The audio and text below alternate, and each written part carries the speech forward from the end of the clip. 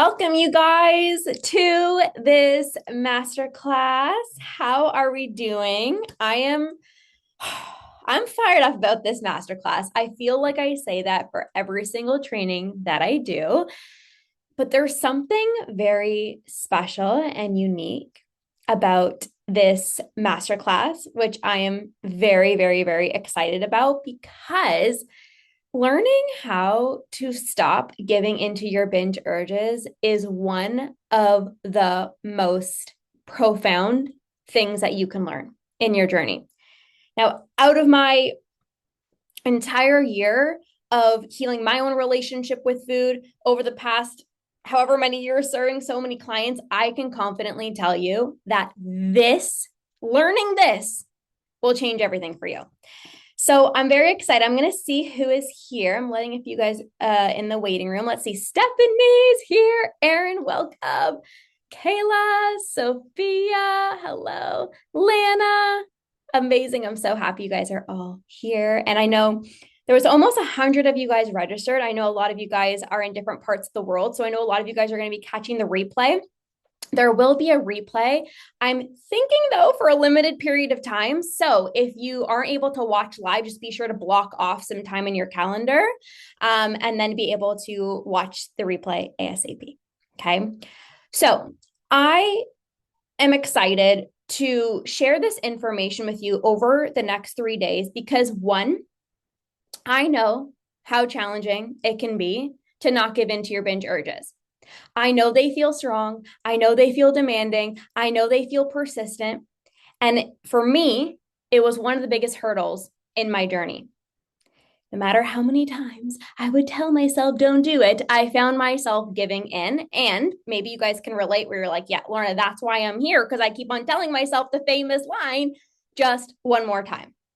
Now, the second reason I'm really excited is because, as I mentioned, this will change everything for you. Once I learn how to stop giving into my binge urges, that is, oh my gosh, okay, hold on. Somebody's here from it's 2 a.m. Where are they at? Where are you at in the world?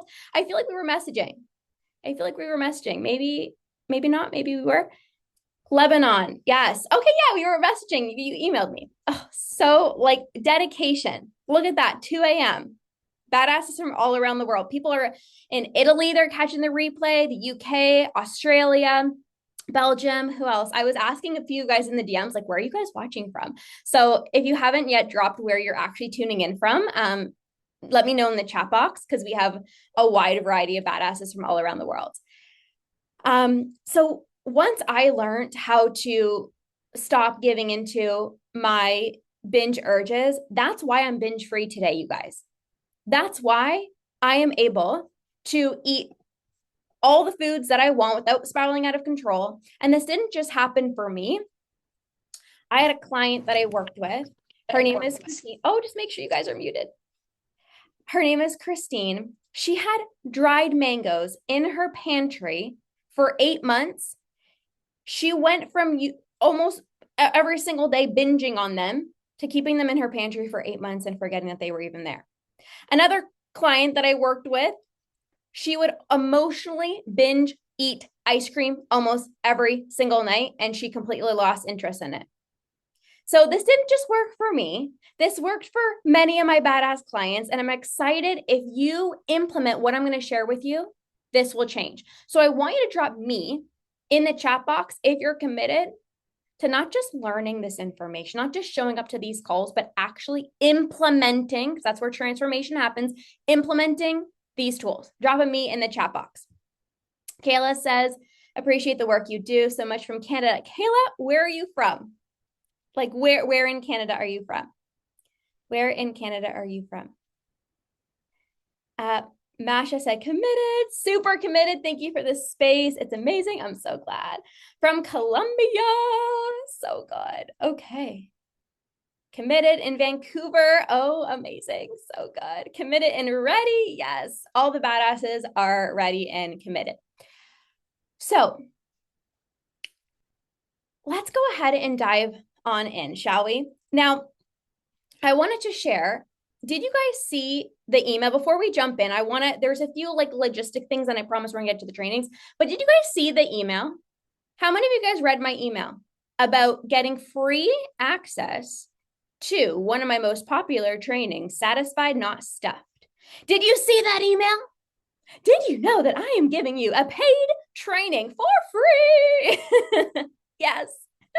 Yes, you guys read it? Okay. So I wanted to give you guys free access to this. It's a 3-part training just because it's going to be such a supplement to this training on how to stop giving into your binge urges. So first of all, this training, the one I'm giving you for free, I'm just going to talk about it quickly because you guys can literally get it for free. This is how to leave your meals feeling satisfied, not stuffed. How many of you guys want that? How many of you guys are like, okay, I'm struggling with binge urges, but I also don't want to be overeating. I want to leave my meals feeling comfortably full, not overly stuffed. How many of you guys want that? So oftentimes feeling full triggers a binge. When you're uncomfortably full, that's actually when you binge more because you're like, I already feel like shit. I already ate so much. I might as well keep on eating. So that will be a really good supplement to this masterclass. And again, it's a paid masterclass, but I'm giving it to you guys away for free. All you need to do, literally, it's really easy. You can share any of my Instagram posts or reels to your Instagram stories and tag me. You could share the link to this masterclass to a friend, to a coworker, to a parent, and say, hey, like join this masterclass. Some of you guys already did that. And just message me to let me know that you did so I can check it off the list and send you the masterclass. You can take a photo of me right now or a boomerang or something like that and post on your Instagram stories and, share that you're doing this masterclass, or you can just tag me. Or we have a free Facebook group. It's called Ditch the Diet and End Binge Eating Support Group. And you can share any takeaways, any aha moments, any breakthroughs from these 3 days. If you post in there your breakthroughs, your takeaways, aha moments, you will get access to this training for free. So some of you guys already did that and you guys already started watching the trainings and again, light bulb moments. So if you haven't done that, I'm literally giving it away for free. But there needs to be a little skin in the game, So that there's that option as well too. Okay, so a little bit about my background and my story before we get into the tools, because I think it's really powerful learning from somebody who's actually been there, done that. How long, I'm curious in the chat box, and I want this to be very interactive. How long have you been around for? How long have you been following me for? Like a day, 3 years, a month? How long have you been in my world for? Just kind of curious. Okay. As you're dropping that down, I'm going to start the story. So a week, wow, 10 months, a year, couple of years. Okay, Kayla, I love it. So good. A wide variety, 10 months. Okay. So I always loved eating healthy and working out. Like that was never really a problem for me. And as I grew up being a competitive dancer, I got called fat by one of the other dancers that I danced with. And that's really when my dieting history began.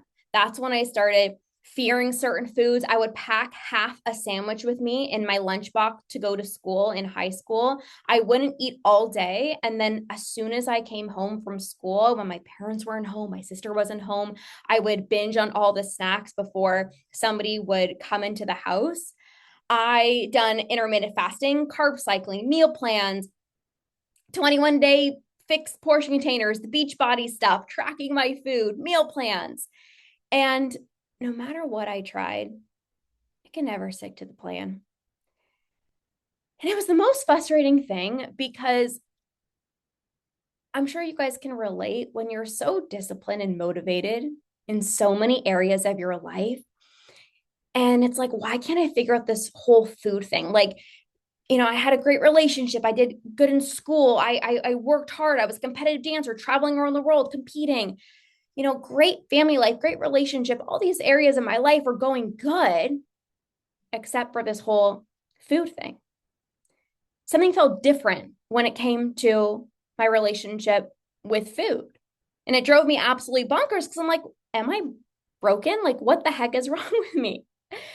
And at first, I didn't really know why I was feeling out of control with food until there was one day where I can't remember. I think I was binging on. Have you guys had those like dark chocolate acai blueberry things? They're like acai berries, but they're like covered in dark chocolate. Anyways, I had a bunch of those. And I remember going upstairs to my room and my stomach hurt so badly.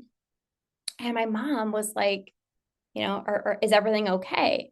And I remember telling her not exactly what was going on because I was so ashamed and so embarrassed. And I remember her telling me to drink some chamomile tea to make my stomach feel better. And I literally was like, I cannot drink anything else. Like, my stomach is going to burst open. I have no idea what's happening, but I just feel so uncomfortably full. And I sat with myself that night and I recognized after years of these meal plans, these diets, I was restricting myself. And sometimes it's like, that's the most obvious thing, like, duh. But I'm sure you guys didn't realize, like, overnight you were restricting yourself. For me, it was like almost 10 years. And I was like,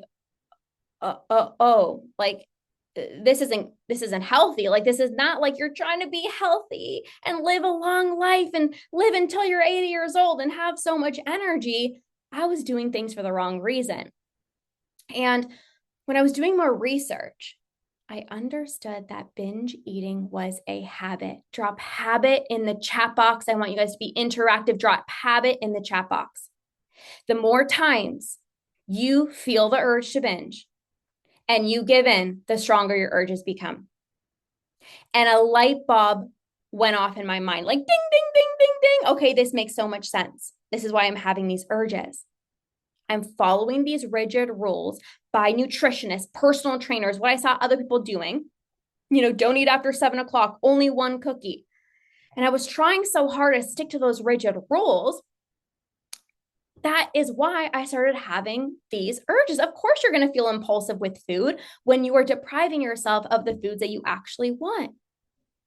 When you tell yourself 1 tablespoon of peanut butter, you end up standing up in the kitchen counter with the tablespoon in your hand, literally eating straight from the jar. When you tell yourself to have 1 cookie, you end up having 20. So all of this started to click with me. And I understood, okay, binging is a habit. You're restricting yourself. And I have to learn how to not give in. And this one day after coming home from the gym, I was a personal trainer and I came home from the gym and I had one of the worst binges of my life. And I sat down on the couch. Another time I had a conversation with my mom. And this time I couldn't hold it in. She came home.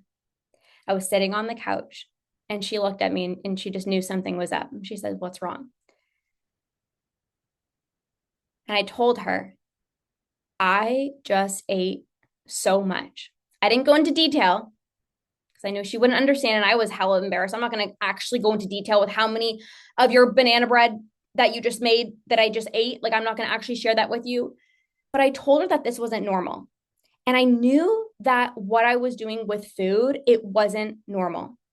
And so my mom was like, I eat chips sometimes and like I go overboard. Like, don't feel guilty. Like, everybody overeats sometimes. And if you've ever shared with somebody what you're doing with food, that's the most annoying thing that somebody can say, right? Because you're like, you just don't get it. I appreciate you. I know you love me. And I know you're trying to like, relate with me and make me feel seen, but I actually feel worse because that's not what I'm doing. Anyways, oh my God, 100%, right? So this was a moment where I was like, I need help.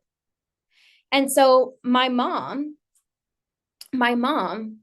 not knowing what really binge eating was, started going on the computer and she's typing up like how to get help for my daughter. And of course, boom, therapy pops up. How many of you have done therapy or in therapy or tried therapy? Nothing against therapy, but for me personally, I knew it wasn't what I needed. Before even going, I just, in my heart, my intuition that I thought was broken, but for some reason I knew that it wasn't going to work for me. But anyways, I knew I needed to be open to a new approach. And I'm a firm believer in different action equals different results. And so I went to my first appointment, and I remember her asking me about my childhood. And this was the one thing I was like, I swear to God, if I go into the therapist's office and she starts asking me what my childhood was like, I am going to scream. Because for me, I had a good childhood. I had great relationships. So she asked, how was your childhood? Great. How are your relationships? Great. How is your family life? Great. Are you happy? Yes, I was happy. I was in a great relationship.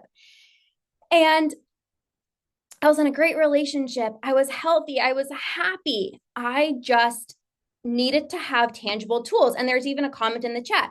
Therapy is helpful to a certain extent, but learning how to apply practical tools is another thing. And it's going to help in the day to day. Yes. And we're absolutely going to get to that. Right. And so I remember leaving the therapist office and I'm like, but I just talked. I felt like I was explaining binge eating to my therapist. But just, can you tell me what to do when I feel the urge to binge? Okay, but like, are you happy? I'm like, wait a minute.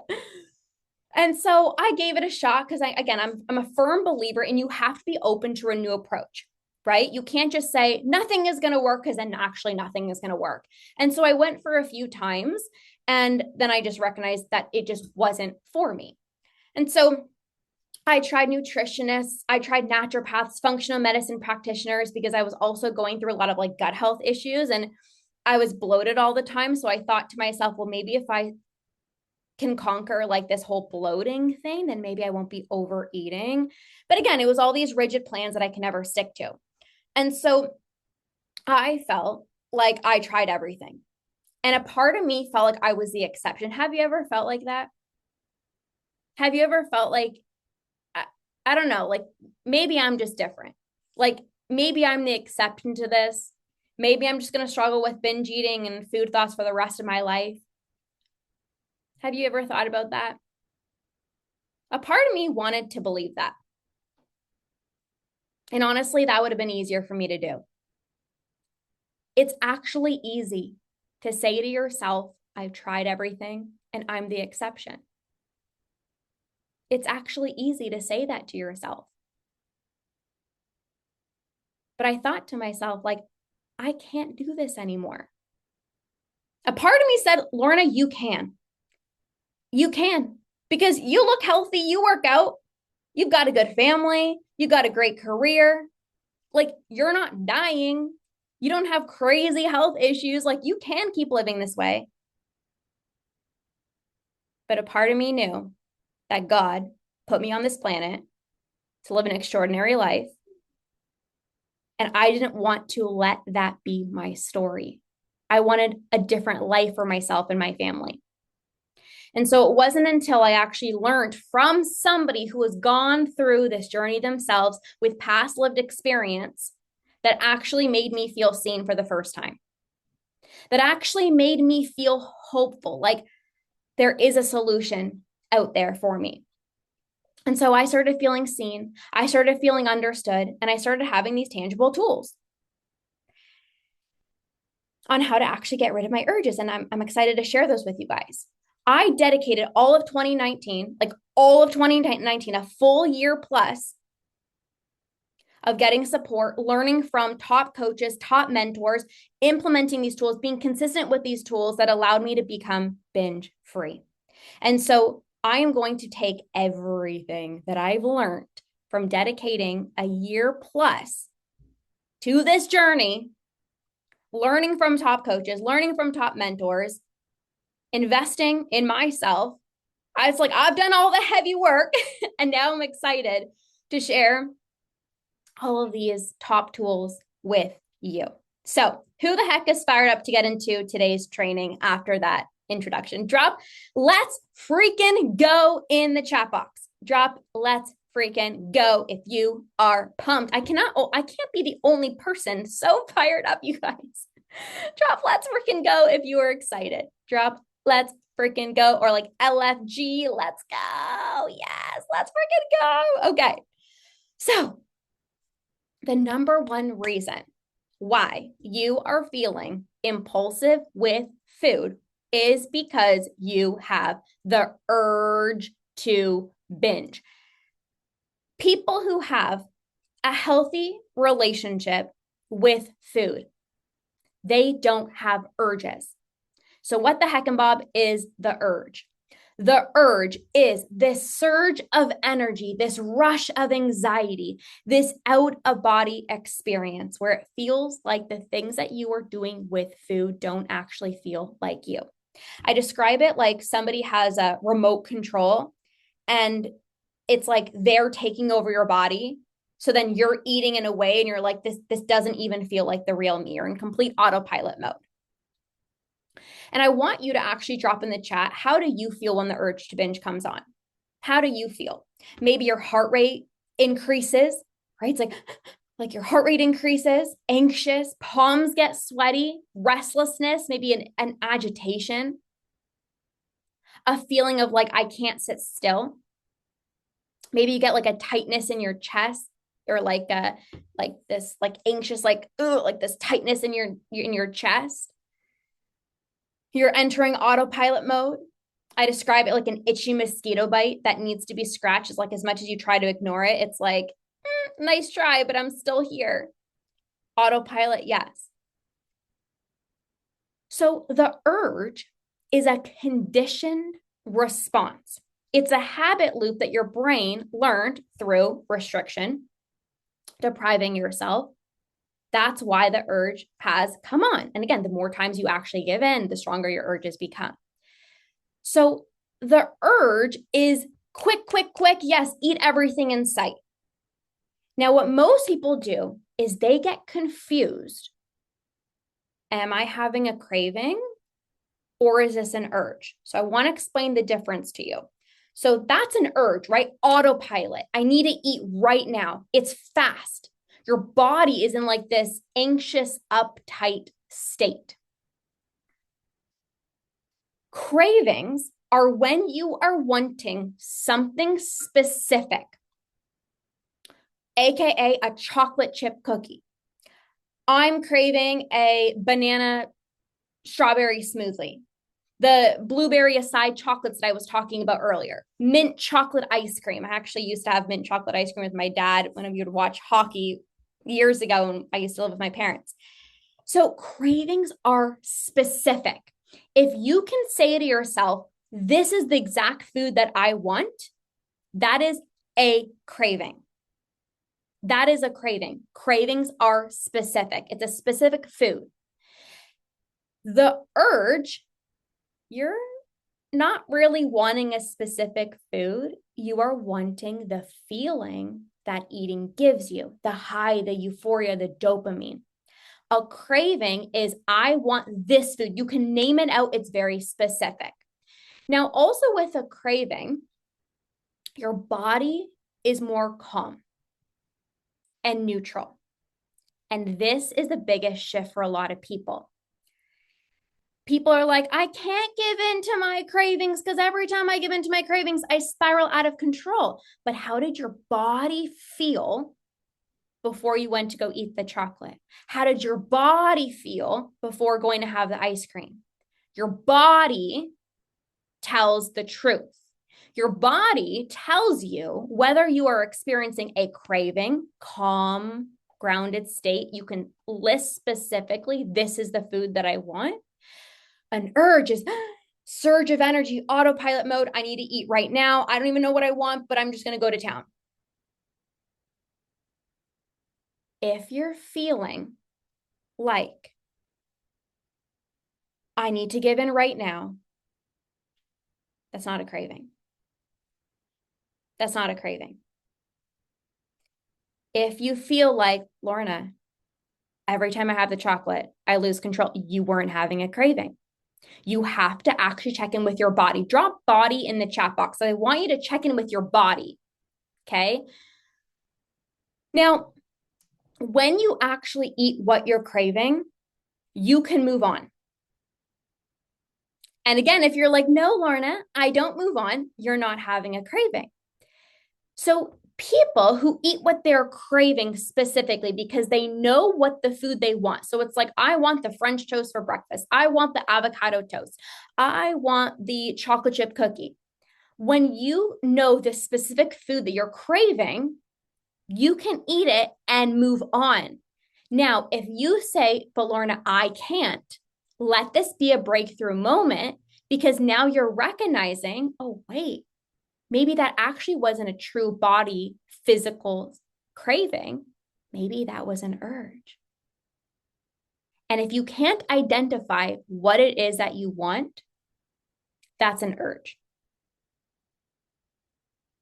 If you cannot identify what you want, it is an urge. Okay.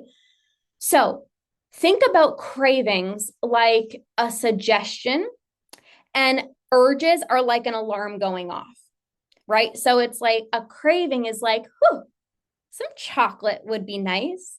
And an urge is like, I need the chocolate right now. Craving is like a suggestion, like an innocent tap on the shoulder.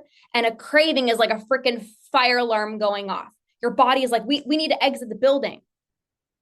Urges are urgent. Cravings are specific. Okay. So have you ever said to yourself, I just need to be more disciplined? Have you ever said to yourself, like, I just need to keep chocolate out of the house, like, out of sight, out of mind? Every day. When you restrict certain foods, when you tell yourself, I can't have something, your brain literally sees this as a threat. Your brain's job is to keep you alive. Literally, your brain's job is to try to keep you alive. And historically, in the past, food scarcity meant danger, like SOS, like this is not okay. When's the food going to become available again? It's urgent, right? AKA you feel the urge. So when you deprive yourself and you don't eat what you are craving, your craving will build up. Your cravings don't go away. In fact, they intensify, they build up so strong that you all of a sudden have this urgent urge, and it's no longer an innocent craving. So let's say it's a Thursday night and you're like, oh, I really want to bake some brownies. But you're like, no, I probably shouldn't, because the last time I baked the brownies, I literally ate the batter before I actually put it in the oven. So we're not going to do that. You think it's just a craving. It's just very innocent. You push that off. Tomorrow, you end up having the brownies, and then the cookies, and then the ice cream, and then a million other things, because that craving that was specific, you identified, I wanted the brownies. How do you know that's a craving? Because it was very specific. You push that off thinking that you shouldn't be doing that. That built up, and then you had an urge that you couldn't ignore. Urges are urgent. I need to give in right now. And it feels like you don't have willpower. You don't have discipline. But it's not that you don't have discipline. It's that when you were having an innocent craving that was specific, you ignored it. And this is what makes you think, see, I can't trust myself. But it's just your urge that is so strong and so demanding that's responding to the restriction. Okay. So the more you restrict, the more your urges persist. So you have to check in. Firstly, you have to check in with your body to see, how is my body feeling? Am I more kind of calm and grounded, or does it feel urgent? Like I need to respond right away. Your body will give you clues. Because if you're trying to intellectually think, okay, is this a craving or is this an urge? You are not going to know, because everything seems the same. You're like, I don't know. I just want sugar all the time. I just want sweets all the time. But that's not true. Intellectually in your mind, it's hard to know the difference. until you actually check in with your body. Okay. So the urgent urges pop up due to one, restriction, and two, habit. Now, I want to talk about sneaky restriction. A lot of people say to me, but Lorna, I'm not restricting anymore. Restriction is not always obvious. I call this sneaky restriction. Sneaky restriction doesn't have to mean you're on a meal plan or you're in MyFitnessPal or you're tracking your food. Sneaky restriction looks like I'm being good today. Well, I already had something bad, so I'm not going to bake the brownies. But I had oats for breakfast, so I can't have oats later on today. Oh, but I already had a muffin earlier, so like I can't have some chocolate after dinner. I'm just gonna have the healthier version. Okay, I really want the ice cream, but like I'm gonna have a healthier option of that, like an alternative. Those sound small, but what your brain hears is food is limited. What your brain hears is I'm not satisfied. I'm still depriving myself. So sneaky restriction can lead to urges. So many of you guys know you have food rules still, even if they're a little sneaky. Some of you guys are like, no, Lorna, they're freaking obvious. And some of you guys are like, yeah, they're a little sneaky. Okay, let me know in the chat. Is it sneaky for you? Or is it obvious? Let me know. Now, sneaky. Yeah, most of you guys can probably relate to that one. Sneaky. Yeah. Sneakies. You look at all those sneakies in here. So some of you guys have sneaky restriction going on, and some of you guys aren't actually restricting yourself, but you're still having urges because you keep giving into them. So obviously, if you're depriving yourself, you're going to have urges. But if you're not doing the sneaky restriction, you can still be binging because you're continuing to give in. Now, on day 3, I'm actually going to give you some tangible tools. But for right now, you have to, number 1, say F the rules. F the rules for you guys, F the sneaky restriction. I'm going to be committed to honoring my cravings, because when I honor my craving, I eat the specific thing that I actually want. It's not going to build up and turn into an urge to the point where I have to give in. Okay, that's the first thing, F the rules. And the second thing is to say no to your urges when you recognize this isn't a craving. Now, again, I'm going to give you tools, but for right now, you have to understand this. So I'm going to share some examples of a situation, and I want you guys to drop in the chat craving or urge to really nail this. Okay, here we go. You wanted some chocolate after lunch. You told yourself you didn't need it. You told yourself it's better if you just stick to the apple that you brought with you. So you had the apple, and the day went on, and you kept on thinking about the chocolate that you were actually wanting. You're still at work. You're literally staring at the clock. You're excited to get home. You rush home. You quickly throw your bags right by the front door. All you're thinking about is the chocolate. Your heart starts to increase. Your palms maybe get sweaty. You feel like you're entering autopilot mode. You go into the kitchen. You grab the chocolate. Feels like somebody has a remote control and is eating for you. Craving or urge? Drop it in the chat.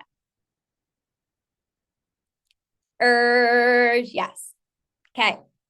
Number 2, it's a Tuesday. And the reason I'm giving you specific examples, because you need to know how to apply this in your day-to-day life when it's a Monday and you're at work and you're feeling all the things, right? Okay, Tuesday. It's Tuesday afternoon. You had a really satisfying lunch. You enjoyed a chicken stir fry with some basmati rice. And you even had like a little date with almond butter because you like that. And you're like, I really want chocolate chip banana bread. Like that sounds really good. Some chocolate chip banana bread. And it's 3:00 in the afternoon, but you know you have a meeting in 15 minutes. And you're like, okay, I really want the chocolate chip banana bread, but I have a meeting in 15 minutes. So I'm going to go have some chocolate chip banana bread right after this meeting. Craving or urge? Ding, ding, ding, ding, ding. Craving. Yes, you guys are nailing it. Okay. 2 more, because I want you guys to be able to apply this to your day-to-day life. This is what I do with my clients on coaching calls. So I'm like, I want to give you guys actually things that you can go implement when you're actually like at work or you're at home and you're like, wait, oh, I remember Lorna's example. Okay. You're out for dinner with your husband. You open up the menu. You see the appetizers, the salad, the pastas, the pizzas, the meats, the steaks.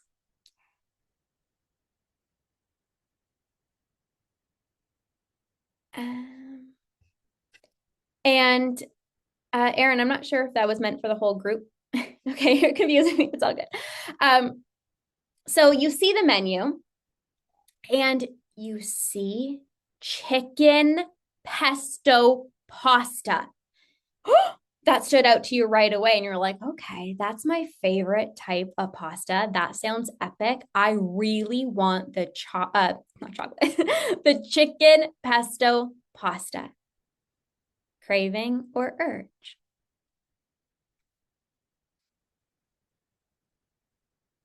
Craving or urge? Yes, craving. Okay, because of the specificity. The chicken pesto pasta. Okay, last one. You're at a social event and there was a bunch of different sweets, all these like special foods that you normally don't have on a day-to-day basis. And you kind of feel a little anxious eating these foods in front of other people because they've always known like you're healthy, you're the healthy one, you're the fit one, like you probably don't eat these foods. And so you don't have anything. But the entire time at the social event, you couldn't wait to go home and have what you actually really wanted. The brownie. So you literally aren't even present with these people because all you can think about is the freaking brownie that you want. And your friends are like, let's all stay. And you're like, no, I gotta go. And you just want to go and have the brownie. So after depriving yourself and not eating at the social event, you come home and you're ready to go to freaking town. You're entering autopilot mode. You're like, I don't even care how much I'm eating right now. I don't even care what, I don't even care what I want. I don't even know what I want. I just need to eat. I just need to eat because I'm so ravenous. I'm so impulsive. What is that? Yes, it's a crave. Oh, it's an urge. It's an urge. It's an urge. It's an urge. Yes, yes, yes, yes, yes. Okay. So do you see the difference? Yeah, it's specific with the brownie. So this is a good point. Okay. So have you ever said to yourself, I feel like it's a craving, but then I give into the craving and then it turns into an urge? Have you guys experienced that? You're like, it was a craving because I wanted the brownie. But then I had the brownie and I knew what I wanted. I wanted the brownie, but then I went to freaking town. Okay, this is important. Yes, it was a craving because of the specificity brownie. However, you were in an impulsive state. You wanted all of the food at the social event, but you didn't have it. There was cravings there, but you said, I shouldn't eat that. So you were depriving yourself.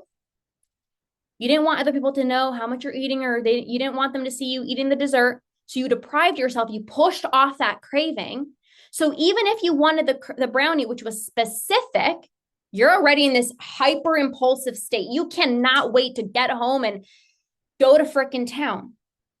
of course, you're going to spiral out of control because you're already in an impulsive state. Does this make sense? Drop a yes in the chat.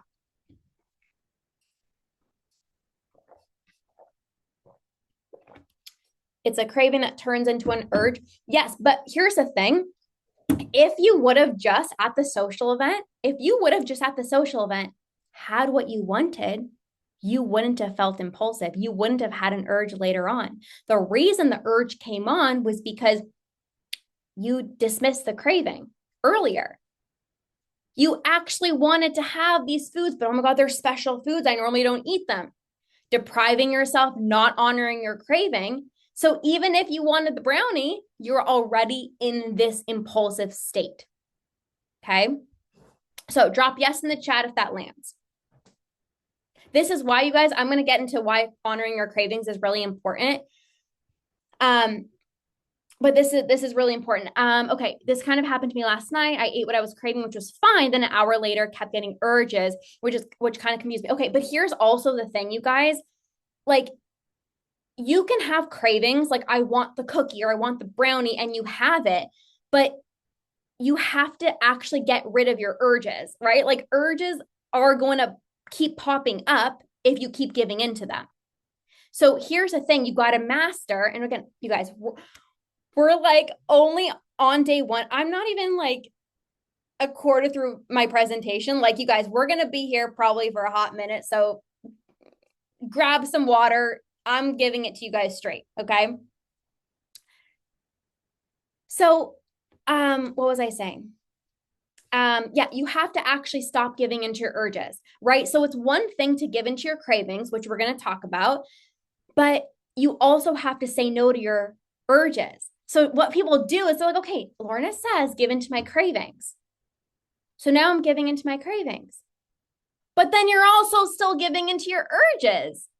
So what I'm not saying is give into your cravings and give into your urges. What I'm saying is you have to learn the difference and start saying yes to your cravings and say no to your urges. This is why understanding the difference is so important. Okay. We're going to get to tools on day 3 of like what to specifically do when you feel the urge to binge. But for right now, we need to understand this. So why is honoring your cravings so important? Food loses its power. When you stop putting food on a pedestal, it stops feeling so special. It loses its shiny magic allure. You stop feeling like this is my one chance to eat it. You stop feeling FOMO. You stop getting the all or nothing mentality. So in 2019, I went onto this experiment, my almond butter example. I used to binge on almond butter. I'm talking like half a jar with a tablespoon, standing straight up in front of my counters and fricking go to town. And so I thought, I don't have control over almond butter. I'm just going to try to keep it out of the house. Obviously, that doesn't work because the moment you allow yourself to have it, you go to town again. And so what I did was I said, I am allowed to have the almond butter. If I want almond butter with my sourdough bread toast with bananas and honey, I'm going to have it. And the same day, if later on I want to put it in my smoothie, I'm allowed to have it. And later on for a snack, if I want it with my dates, I'm going to have it. What ended up happening? I literally got sick of almond butter. I loved almond butter. Now I love it again. But I got to a point where I was like, I cannot eat almond butter. I don't want almond butter. The shiny magical lure began to fade. I naturally didn't want it versus trying so hard to not have it. The times that I told myself only 1 tablespoon, I binged every single time. And when I said to myself, you don't have to just have 1 tablespoon, like put it on your bread and like make sure it fills the whole bread. And then if you want it on your dates or you want it in your smoothie, you're allowed to have it. I genuinely lost interest in it without force, without even trying. So when you honor your cravings, food loses its power. Your brain starts to relax. Your brain doesn't start to feel this obsession. your food thoughts begin to dissipate. How many of you guys want to stop thinking about food 24/7? When you eat what you're craving, the food thoughts will naturally go away because you're not spending the rest of the day thinking about the food that you want. Right? If you wanted chocolate after lunch and you try to not give in, you're going to be thinking about chocolate until you get home. Right? So food loses its power. The magic shiny allure starts to fade. Okay? So let's talk about rewiring your brain around your cravings. Now, rewiring your brain around your cravings means you need to create a different association to specific foods. Because when you change the way that you look at something, the thing that you look at literally changes. This is rewiring your brain. So two people can look at a piece of chocolate. One person looks at a piece of chocolate and their association, the meaning that they're placing on that food and how they're looking at that chocolate is, this is bad. I shouldn't be eating this. This has too much sugar. It's going to make me gain weight. I can't eat this if I have health and fitness goals. I don't want to eat processed foods. I want to take good care of myself. I probably shouldn't eat it. Person two looks at chocolate and says, even though I've been told that, maybe this isn't the best for me, I know that if I just have a few pieces, like intellectually, this might not be true for me, but intellectually, no, like if I just have a few pieces, I'm not going to binge on it later on. I'm safe to eat this, even though it feels so scary. I'm committed to building up trust. Even if I feel like I don't have trust right now, I'm committed to doing things differently and I want to be healthy, and binging is literally the furthest thing from being healthy. So I am going to allow myself to have the chocolate and I'm going to feel satisfied so that I don't binge later on and feel so anxious about how much I ate. I'm safe to eat the chocolate. I want to feel satisfied. Now, out of person one and person two, who do you think is going to spiral more out of control? Person one who says, I can't eat this. I shouldn't eat this. Or person two who's rewired their brain, shifted their association, meaning shifting the meaning that they're placing on that food. Yes, person one. Now, what's most important to understand here is it's not that person two doesn't have fear. It's not that person two is like, I trust myself fully and I am so in control. No, person two also wants to shit their pants. Person two also has fear. Person two also feels like I can't trust myself. The difference is they are willing to change the way that they're looking at that food. They're choosing to create a new feeling, a new meaning, a new association with that food, right? So it's like they recognize that what they were doing clearly wasn't working, right? It's like the more that they restrict, the more they're out of control. So they're willing to do things differently. Even though I see chocolate as bad and wrong, I am choosing to see it in a different lens. I want to be able to feel calm around this food. I want to be able to trust myself. So I'm going to create a different association. How do I want to feel around this food? You need to create a different meaning. You have to create a different association. How you feel about a certain food matters. Your relationship to specific foods matter. So I want you to all think about one food right now that you feel is a slippery slope. Maybe you call it a trigger food. You're like, every time I eat this food, I end up binging. What is that food? Drop it in the chat.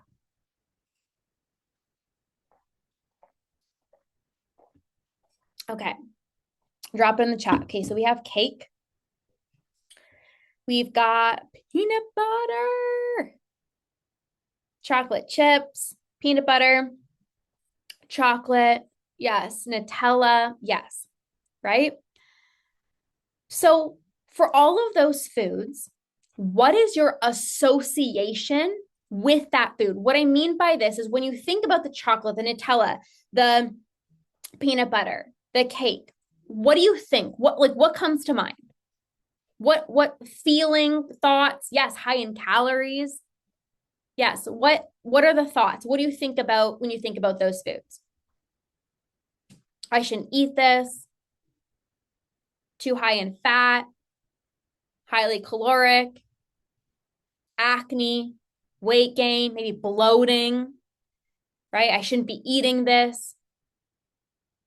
So fattening, so much sugar. I know we won't be able to stop with a little piece. Yes. So most people don't list off broccoli and kale or cucumbers because you have a different association with those foods, right?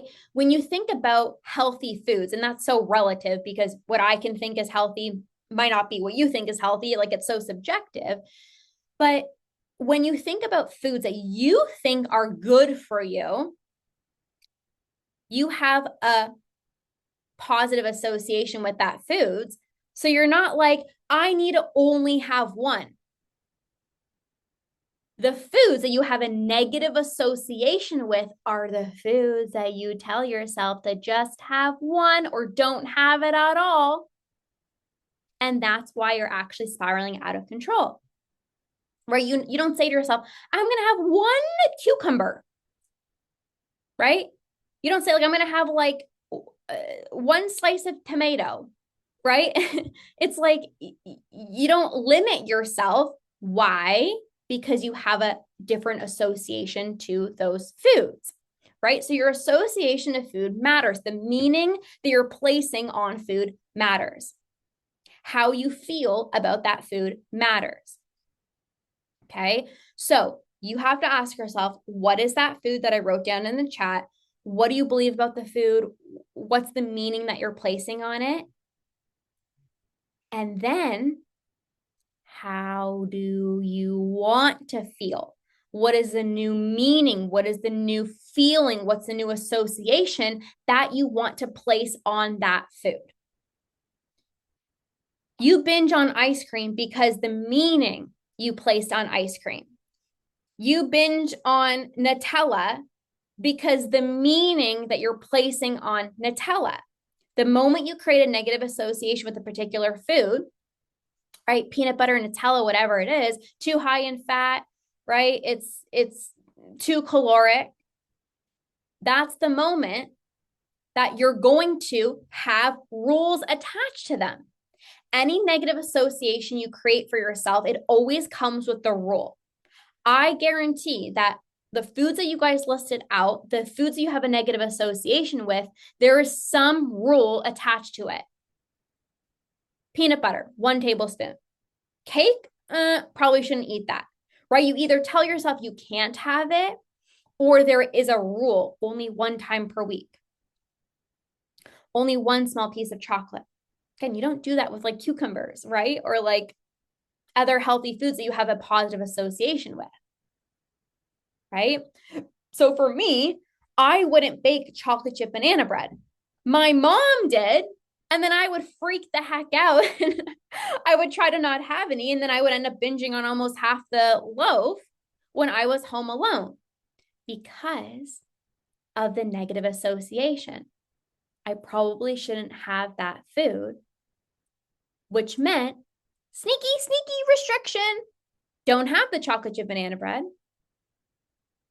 And then I was binging on the whole loaf when I was at home, when I was home alone. Let's see. I'm just reading the chat. Haven't eaten pizza in years. I just don't let myself have cake at all unless it's away from home. Yes. And that's why it's still triggering. That's why it's always going to be triggering until you actually rewire your brain and you actually shift that association with that food. Right. So I'll never forget this one time. Andrew and I were in Toronto for a conference. At the time, I was a lot more into fitness and I was a personal trainer. I was a health coach. And we just attended a conference there. And hold on, pause a moment. By the way, for those of you guys who did not know, I am hosting an intimate event in Toronto. Did you guys hear about the Unstoppable Badass event? Drop a yes if you heard about it. Just a little pause right now. Did you guys hear that I'm hosting an intimate women's retreat in Toronto? Anyways, just thought about that because I saw about the conference. Yes.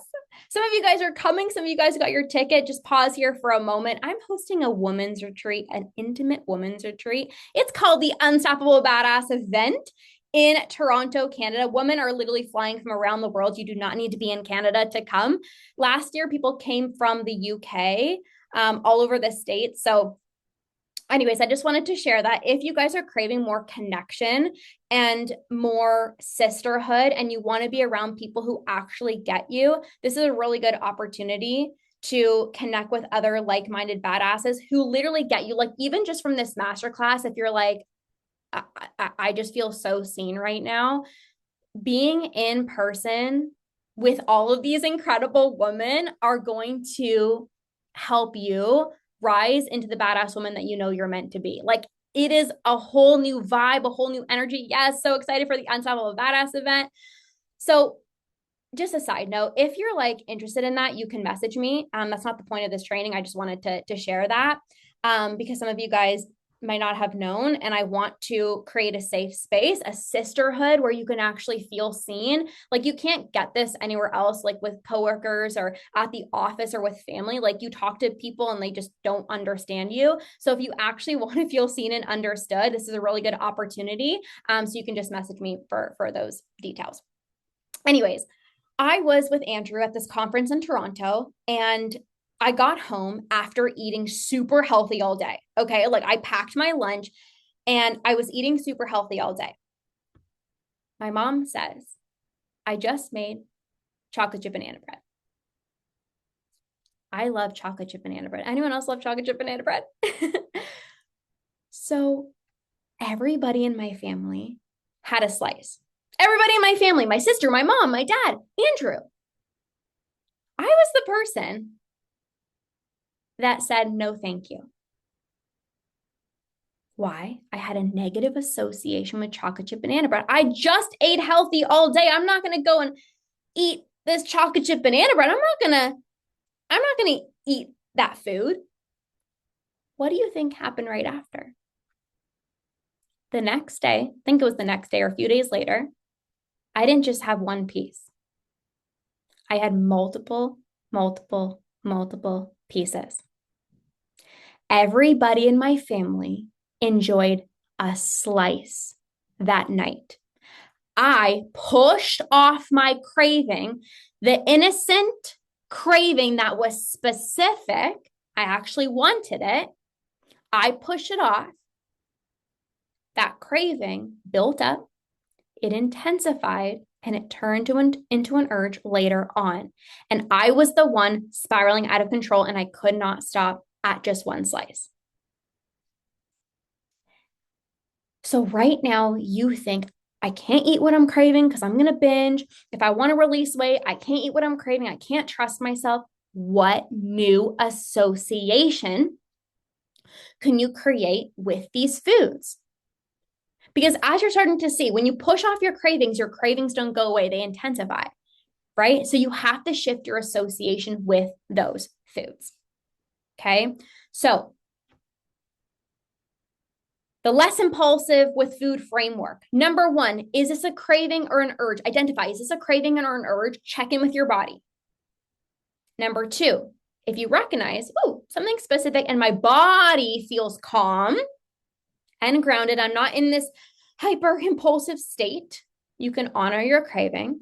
And then three, you have to actually rewire your brain around your cravings and shift your association with food so that food stops being on this pedestal and food starts to lose its power.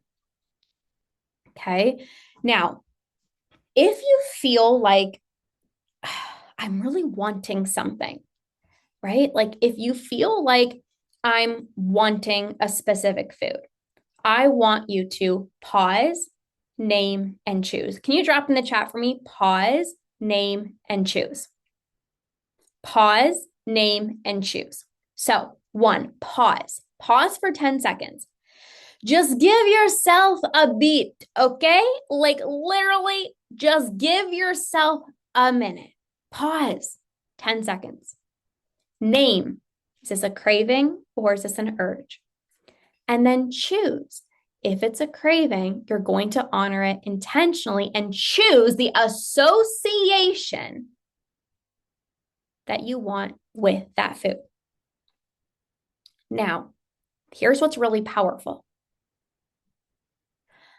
I recommend shifting your association before a craving comes on. Because if a craving comes on, you're just going to go back to old conditioning, old patterns, old thoughts, old associations, old meanings, how you've always seen this food. No, I can't. I'm scared. I shouldn't eat this food. So what I want you to do is I want you to do this association exercise at a time where you're not having a craving. So this is not like you want some chocolate and now you're like trying to change your association with this food. First of all, it's a craving, so you're allowed to honor it. But the reason you want to shift the association is so you stop fearing it, because you actually have to give in to your craving. But if you just do it the moment that you're having a craving, you're going to think to yourself, oh, but I can't, I shouldn't honor this. You're going to try to push it off. So maybe later on tonight, again, all of you guys are at different times in the world, but at a time where maybe it's like first thing in the morning or mid-afternoon, when you're not in an impulsive state, do this exercise. What is my current association with this food? And then what is a new association? What's the new feeling? What's the new meaning that I want to place on that food? So that when the craving comes on the next time, you remember the association that you want to tell yourself. Instead of, okay, let me think about what's a new association I can give myself. You're just going to think about what you've always thought about that food. Okay? So drop yes in the chat if that makes sense. Drop a yes in the chat if that makes sense. Okay. So you have to honor your craving, but it's going to be easier when you feel safer to actually do so. Okay. So again, you're going to do this at a time where you're not like having a craving and you're like, oh, how can I start thinking about this food? Okay. Well, this is what I think about this food, but this is how I want. Oh my gosh. Right. Do it at a time where you're not feeling impulsive, so that when the craving comes on, you can remind yourself, all right, this is how I want to think about this food. Okay. Now, let's talk about why you're spiraling into a binge when you often have sweets or any triggering foods. So we kind of talked about this, but one, it wasn't actually a craving. So you thought, you little sneaky, you thought it was a craving, but it wasn't actually an urge. Now, again, of course, if you're already in autopilot mode, impulsive, before having the Nutella, the chocolate, the pizza, whatever it is, of course, you're going to spiral out of control. So people often say to me, Lorna, I eat what I'm craving and I always lose control. Were you actually experiencing a craving? Most of the time, you're not actually having a craving. You're experiencing an urge. And you think it's a craving, but it's not. You guys, there is a difference. Okay. Number two, you're unrealistic with your portions. So we talked about this briefly, but again, when you tell yourself 1 tablespoon of peanut butter, you're going to want the whole jar. When you tell yourself 1 cookie, you're going to want 5. So you might think like, because I can't control myself with cookies, I have to have that rule. But you don't need to have the rule. You got to let go of the sneaky rules. We talked about sneaky rules, right? Sneaky restriction. And remember, when you have a negative association with a food, that's when you create rules. When you have a negative association with the food, that is often when you're unrealistic with your portions and you feel like I can't trust myself, so I can only have 1. So this is why you have to shift your association. Because when you have a positive association with the food, or a healthier healthier association, a healthier meaning to a particular food, you don't feel like you need to be like only one, right? And the third reason you're spiraling out of control is you haven't let go of shame and guilt. Now, shame and guilt are emotions. This is why you have to shift your association, because shame and guilt blocks your body's ability from actually experiencing pleasure and therefore being able to stop when you're comfortably full. So when you feel guilty, when you feel bad for eating something, like I'm going to use Tracy as an example. She can have the chocolate cake and she's like, I'm not depriving myself. See, I'm eating what I'm craving. But the whole time, if she was feeling guilty about it, she was shaming herself and judging herself, she wouldn't actually taste the cake. Like she wouldn't be able to experience the pleasure of the chocolate cake or whatever cake it was. So it's almost like you don't even eat it because you're not even tasting it. Shame and guilt block your body's ability from actually enjoying that food. And so you keep on eating because you're not satisfied. Okay. And the last reason is you're not actually eating what you're craving. You're having an alternative. I want to bring this forward. I see a lot of people say that they're eating, like they're honoring their cravings, but they're doing the sneaky and they're having alternative substitutions. So let me know if you've also done this as well too. Let's say you're craving some toast with almond butter, banana, and honey. That's like my favorite combination. I love that. Bomb ass combination, right? But you think to yourself, I had bread for breakfast, or you had bread yesterday. So you're like, probably shouldn't have the bread. Okay, so you know what I'm going to do? I'm going to have rice cakes. And maybe you really enjoy rice cakes. I still enjoy rice cakes to this day, but you wanted the bread. It's not the same. They're just not the same, right? You're like, it's the same. They're not the same. So what happens is you go and you have the rice cakes, you're not satisfied, and then you go and you have the bread anyways. You're not actually honoring your cravings.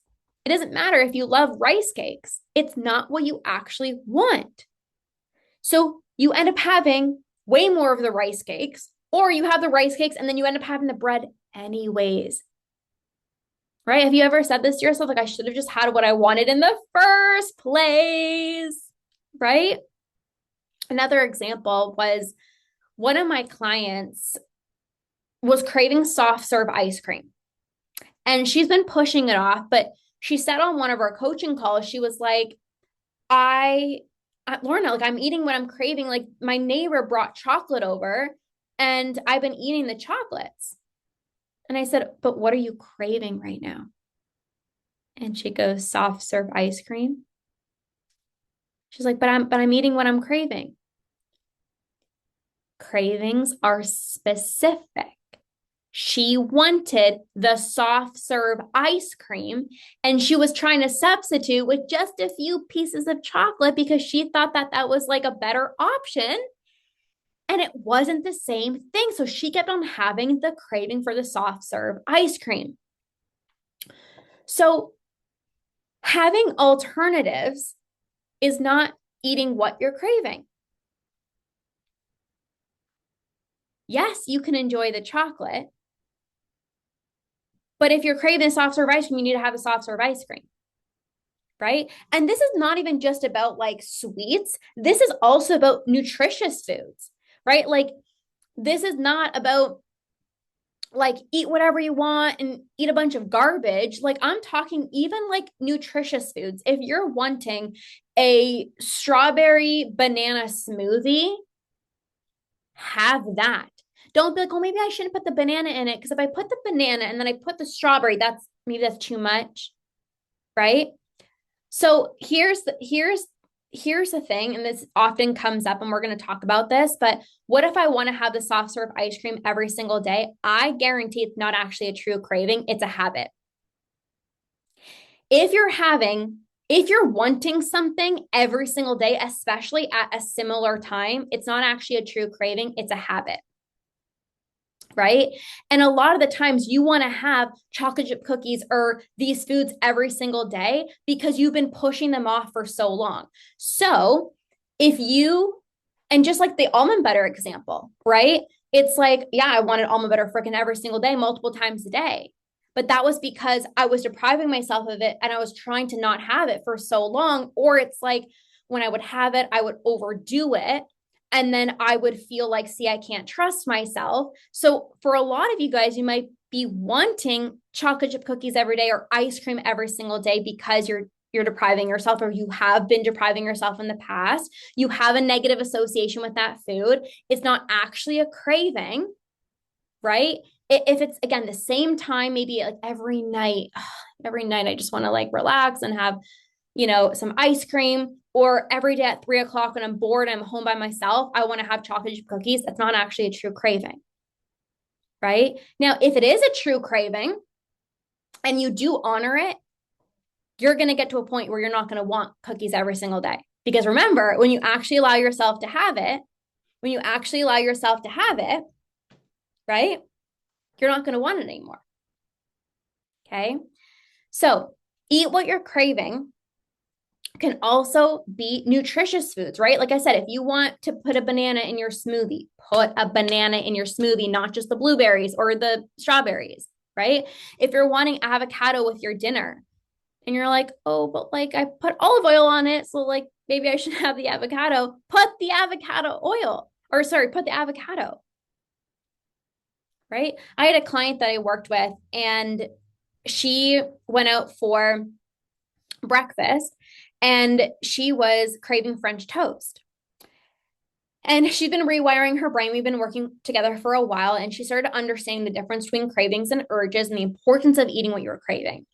And so she looked at the menu and she was like, you know what? I'm craving French toast. I'm going to have some French toast. And she freaking owned it like the badass that she is. She's like, you know what? I'm going to have some French toast. Guess what ended up happening? She ordered the freaking French toast, and surprise, surprise, she didn't even finish it. She left some on her plate. Period. She left some on her plate.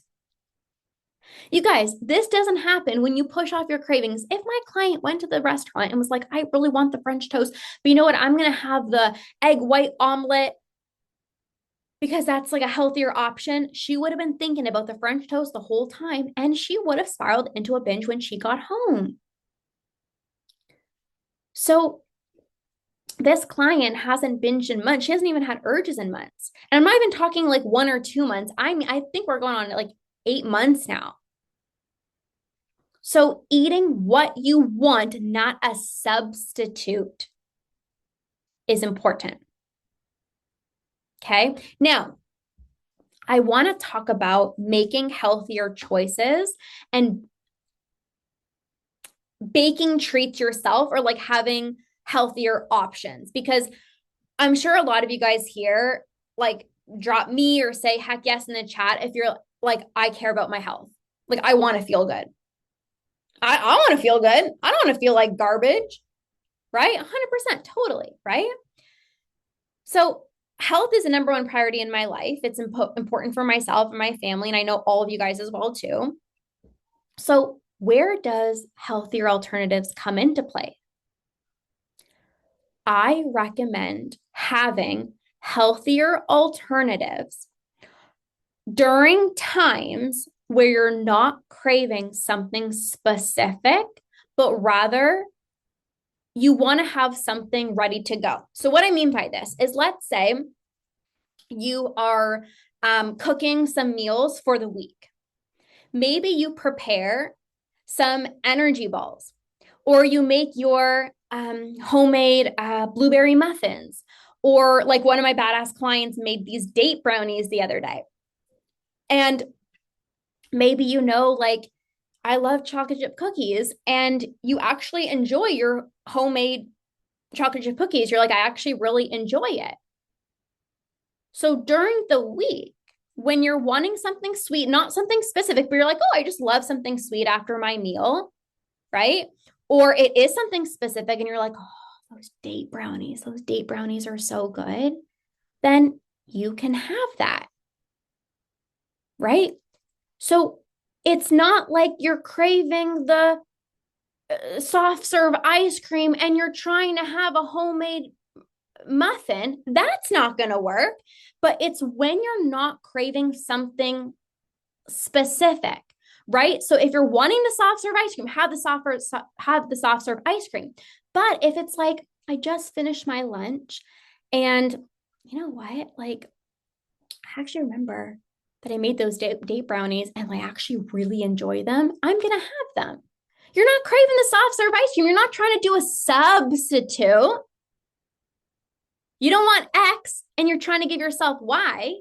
It's like, oh, I just know that I like my date brownies. I know that I prefer my homemade chocolate chip cookies because of how I feel. Like I do this to this day. Like I want to feel good in my body. I want to have energy. I want to be this energizer bunny. I want to be there for my son and my family. I want to feel good. I want to live a long life. I want to be like the last person on this planet, you know? And so I will just like batch a bunch of stuff. Like in my freezer, I have my mom just brought over like these homemade chocolate blondie things, like brownies or cookies. And it's like it's there. So if like I want something sweet, it's like, you know, I can have something. But again, it's not, I want the this type of cookie, but I'm gonna have this one instead. That won't work. It's more so when you're not really wanting something specific, but you just know that you have a sweet tooth. Like I have a sweet tooth. I love something sweet, right? But at least I'm going to put something good in my body, right? So the most important thing here is that you actually have to enjoy it. If you don't enjoy it, it's not going to satisfy you. You have to actually enjoy it. It's not like I really want the real brownie, but you're trying to make a healthier option. No, I did that for so many years, you guys. I love my pancakes, and previously I'd make them with like protein and like egg whites, and like this tasted like shit. Like it was so bad. And I was like, no, I want the real thing. I want the oats, the cacao powder, the honey, the almond butter. Like I want the real thing, like, you know? And so you can have different things in your fridge or freezer, but if you're actually wanting this food, don't try to make a substitution. If you enjoy, like for me, I genuinely prefer the stuff that I make at home. Like that's just me, right? A lot of my clients are like, you know, I just feel better, like gut health wise. You know, if I have things that I make myself, but you have to actually enjoy it. Don't be like, Lorna does this, so I have to do it. The reason it works for even a lot of my clients is because they actually enjoy it, or you might enjoy it. But I have some clients, they're like, I'm not freaking eating nothing I make myself. Like, I want the real thing. Then have the real thing. Like, you have to listen to your body and trust that if you want this, you give yourself this.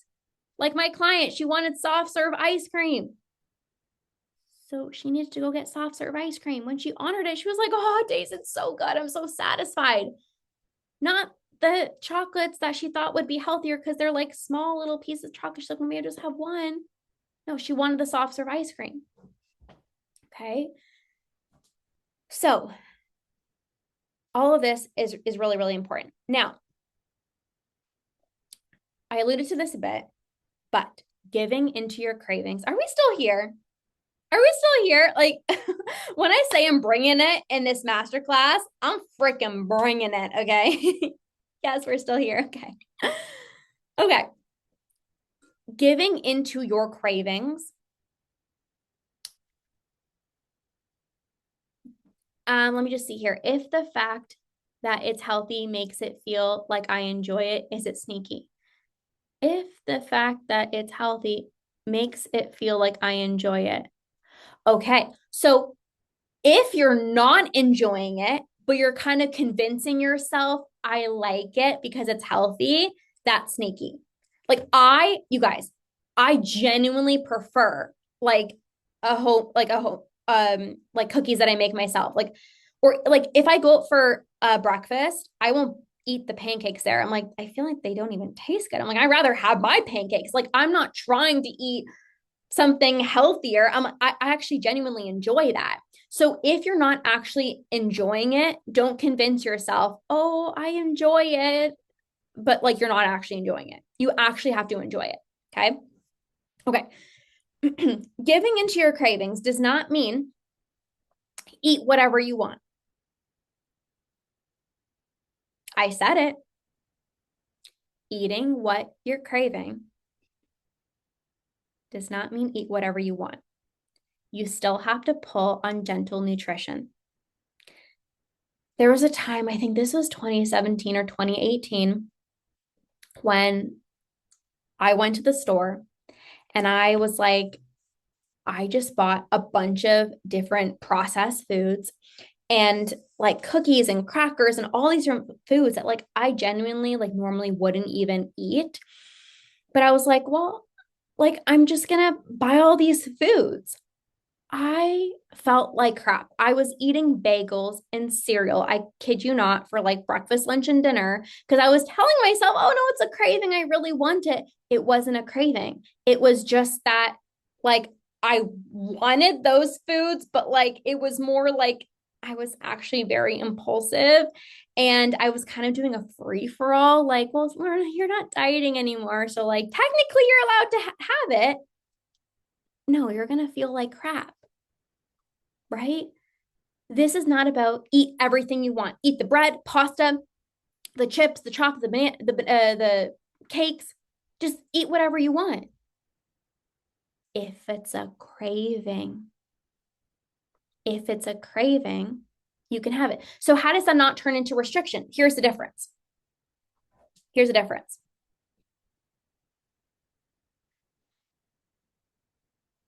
Wednesday afternoon, you're wanting Nutella. You're wanting Nutella. And you're like, well, I probably shouldn't have it because, I had some yesterday. That's restriction. What's not restriction is you had Nutella for breakfast and you had Nutella after breakfast and you had cake.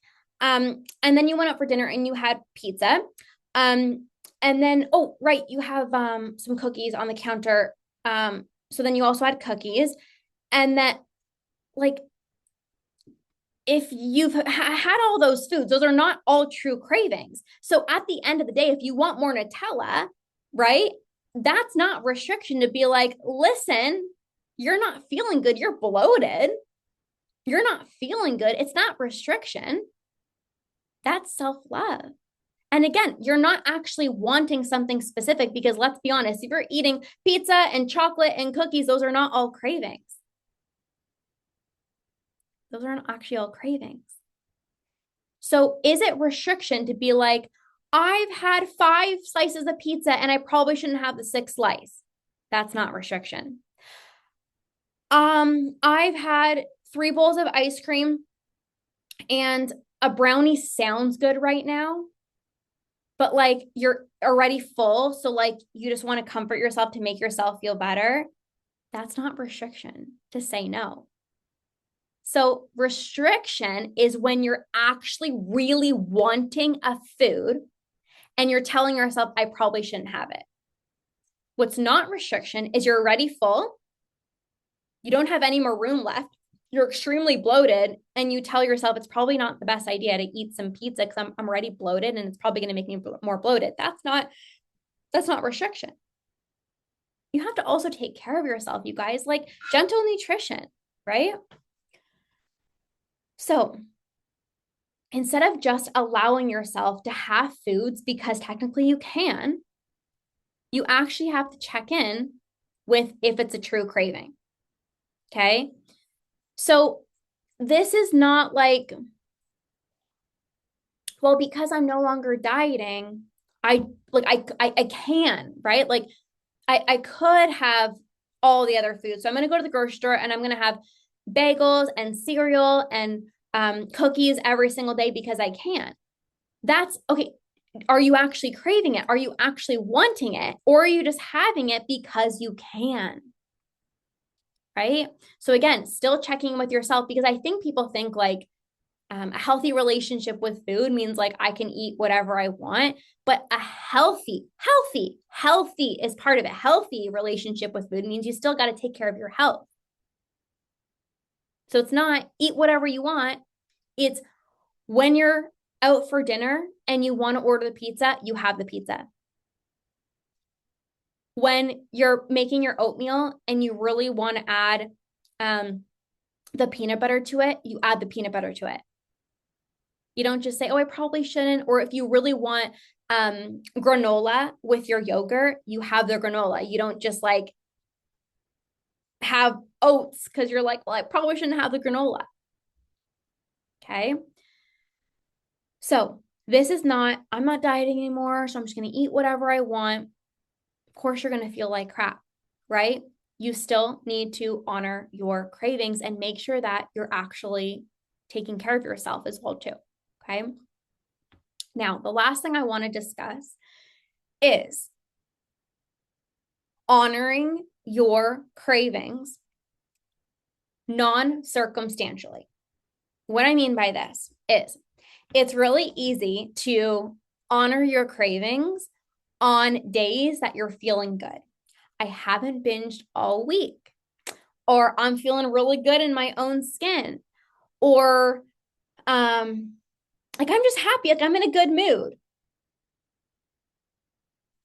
If there's a day where you had a bigger breakfast than normal, that doesn't mean push off your cravings. I had a client on a coaching call recently, last month, and she said, I had a bigger breakfast. And then I wanted those date brownies that I made, but I told myself that I probably shouldn't have it because I had a bigger breakfast. So I told myself like I couldn't have the date brownies. So she pushed off her craving because she had a bigger breakfast. And then she ended up overdoing it because she pushed off her craving. So eating what you're craving is eating what you're craving, period. It's not, oh, I had a bigger breakfast. So now if I want the date brownies, I probably shouldn't have it. Just because you had a bigger breakfast doesn't mean you can't have the snack that you want. Just because you saw a glimpse of yourself in the mirror and maybe you didn't love that angle doesn't mean to push off your cravings. Just because you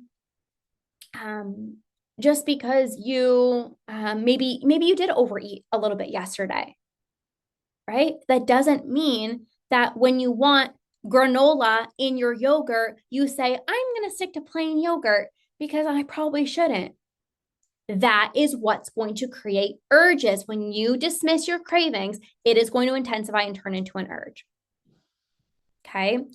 So it makes like logical sense, right? It's like, but if I had a bigger breakfast, then I probably shouldn't have this, but it's always going to backfire.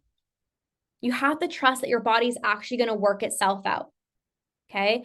People often think like, if I overate yesterday, then I probably, shouldn't have certain foods today. But that's sneaky restriction. We talked about the sneaky. That's sneaky restriction. I have to do good today. Remember, what did I say? Sneaky restriction is also I have to do good today. I have to do better today. That's all sneaky restriction. Right? Yes. Even if you already had it yesterday, yes. Why are you judging yourself? This is the thing, right? It's like, oh, I had some chocolate yesterday, so like I probably shouldn't have it today. That will lead you into a binge, right? Versus you changing your association with, let's say, chocolate, right? If you actually tell yourself that you can have it, there's going to be times where you don't want it. But right now it's like, no, but I got to do good today because I had chocolate yesterday. So I have to do good today. I got to do good today creates pressure. And when you feel this pressure, right? I got to do good. I got to do good. Don't mess up. Don't mess up. Oh, shoot. I had the chocolate today. Well, frig, I already messed up. Let me have the whole friggin' chocolate bar because you had a negative association. Because you're judging yourself. You're shaming yourself. Okay. Okay. How are we doing? How are we doing? How are we doing? Let me know in the chat. How are we feeling? So, thank you for everything, of course. So, urges are not the same as cravings.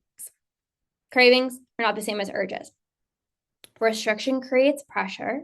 Pressure turns your cravings into urges. Urges reinforces this habit of binge eating. But the good news is when you implement this, you start honoring your cravings, you shift your association to specific foods. You actually eat what you're craving, that food loses its power. You start having less urges, meaning you stop giving into them, meaning you are able to break this habit of binge eating.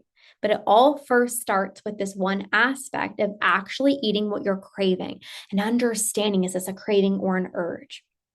Understanding what it actually means to eat what you're craving. It's not a free for all, eat whatever the heck you want. It's not, I feel really impulsive and I'm going to have this food and like, oh my God, why did I spiral out of control? Because you weren't having a craving. Okay, so understanding this is all really, really important. Now, homework. I'm giving you homework, okay? I want you to write down the foods that you've been putting on a pedestal, the foods you feel like are still triggering for you, and write down beside it the meaning, the association that you have with that food. And then beside it, the new meaning, the new feeling, the new association that you want with those foods. Okay. The second thing, when you're not really sure, like, is this a craving or an urge? You're going to check in with your body, but you're going to use the pause, name, and choose method. Okay. So pause, give yourself 10 seconds. 2, name it. Is this a craving or an urge? And then 3, choose. If it is a craving, choose to honor it. And it's going to be easier when you have a better association with that food, right? Okay, so this was day 1. Tomorrow for day 2, I'm going to talk about how to prevent your urges from even popping up in the first place. And then day 3 is going to be all about tangible tools for if you do feel an urge, you're like, what do I do? I'm going to give you some tangible tools that will help you to not give in. Okay. Now, as a reminder, again, if you guys want free access to that 3-part training on how to essentially stop overeating and leaving your meals feeling satisfied and not overly full, all you need to do is, again, share any of my reels or post to your Instagram stories and tag me. You can share the link to this masterclass, which you guys all messaged me for, with a friend, a coworker, a parent, a sibling, and just let me know that you did. Some of you guys did that. You can take a picture of me during this masterclass and again, post on your stories, or in my free Facebook group, the Ditch the Diet and End Binge Eating support group. You can post your homework.